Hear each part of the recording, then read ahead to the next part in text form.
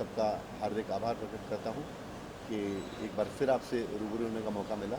और शतरंज के सिलसिले में हम लोग पहले भी कई बार बात कर चुके हैं और बात प्यादों से ही शुरू होती है। तो शतरंज के जो प्यादे हैं, हर प्यादे का जैसे अलग अलग किरदार होता है, अलग अलग करैक्टर होता है, तो मेरी इस फिल्म में भी सब अपना अपना किरदार निभा रहे हैं। और सबसे खुशी की बात यह है कि the film is entire complete. सब अपना किरदार निभाने के बाद अब अपनी रियल लाइफ में लौट चुके हैं सब लोग।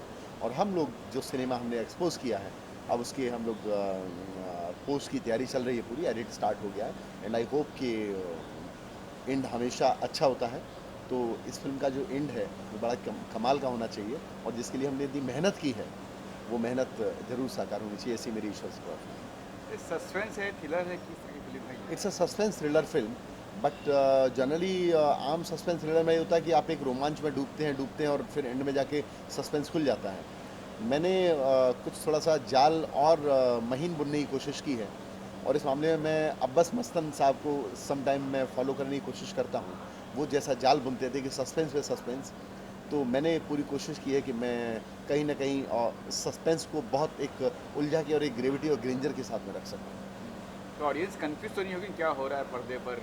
ऑडियंस देखिए, ऑडियंस कंफ्यूज तो तब होती है जब कोई कंफ्यूजन आप छोड़ दें और वो बाहर आए, उसका कंफ्यूजन ही खत्म ना हो।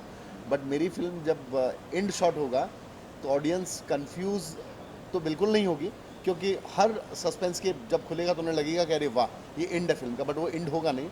लेकिन ऑडियंस जब निकलेगी सिनेमा से तो उनके चेहरे पे एक होगा वाओ, क्या था, ऐसा मुझे लगता है। ऐसा मेकर हर किसी का सपना या उनका सोच यही होता है कि वो बहुत खूबसूरत बना रहे हैं, मेरी भी सोच ये है। But ultimately audience is a जज, तो वही डिसाइड करेंगे कि उनकी कोर्ट में हम लोग कितना अपनी तरफ से अच्छा अपने आप को पेश कर सकते हैं। सर अगर बात करें तो पूरे लॉकडाउन में आपने शूट किया है, तो वो एक्सपीरियंस कैसा रहा सर? लॉकडाउन का जो सबसे अच्छा एक्सपीरियंस ये रहा कि सब ने बहुत मेहनत से काम किया। एक बहुत लंबे वक्फे के बाद लोग काम कर रहे थे। और दूसरी बात कि हम लोगों का बजट बहुत सीमित था, लेकिन सबको ये था कि नहीं भाई, लॉकडाउन के बाद काम शुरू कर रहे हैं, तो जो भी दे आर अर्निंग वो बड़ी खुशी से उसे ले रहे थे। जनरली शूट तो हम कंटिन्यू करते हैं, बट जब भी मैंने पेमेंट देते समय इतना एक सुकून और इतनी खुशी बहुत कम महसूस की है लोगों के चेहरे पे, जितना मेरी इस शूटिंग के दौरान हुई। और इसके लिए मैं अपने प्रोड्यूसर्स का भी बहुत आभारी हूँ कि उन्होंने किसी भी चीज़ में they are not stopping me, और ऑन टाइम सब चीज़ उन्होंने मुझे प्रोवाइड की।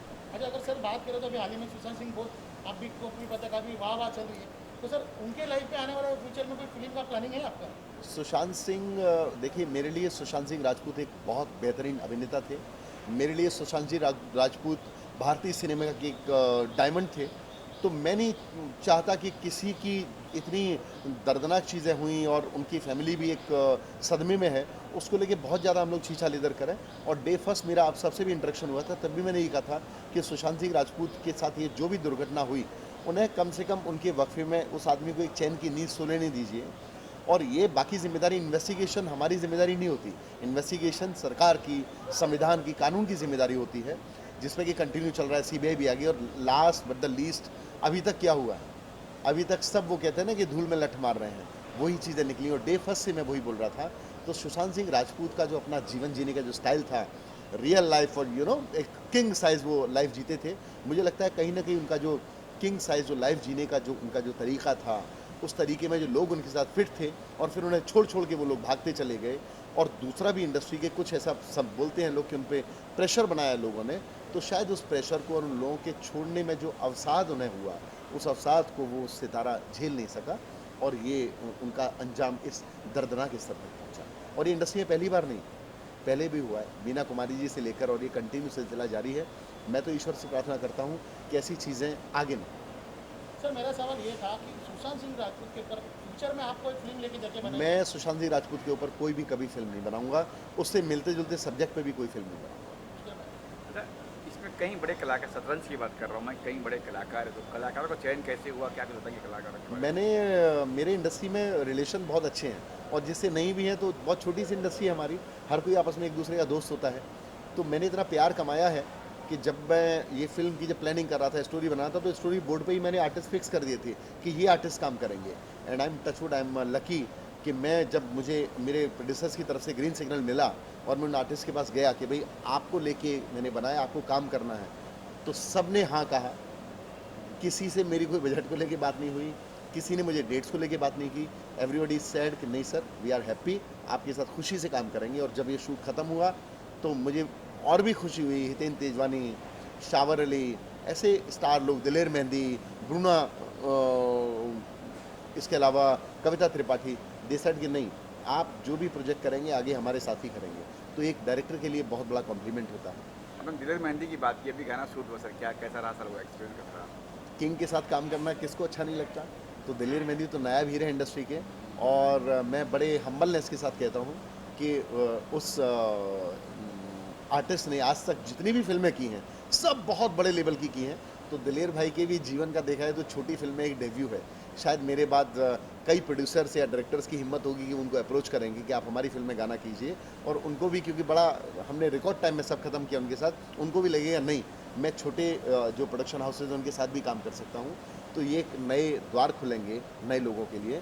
बट दिलेर भाई का इस सब के लिए मैं हृदय से शुक्रिया अदा करता हूँ। सर लॉकडाउन के बाद पैसे की काफ़ी तंगी आ गई थी, किस तरह से आपने प्रोड्यूसर को मनवाया कि चलो फिल्म करनी है? लॉकडाउन के बाद शूटिंग शुरू हुई है और काफ़ी कुछ प्रिकॉशन लेना पड़ता, सैनिटाइजर रखो, मास्क पहनो, ये करो, कैसे कुछ प्रोड्यूसर को कोई बर्डन तो नहीं आया ना पैसों का लेके? नहीं, प्रोड्यूसर एक्चुअली क्या होता है ना, आप डे फर्स्ट से जब एक बजट आप फिक्स करके चलते हैं और बजट अगर हाइक नहीं करता आपका, आपकी जो कमिटमेंट है वो आप कमिटमेंट अगर निभाते हैं अपने प्रोड्यूसर के साथ में, तो नोबडी सेड नो।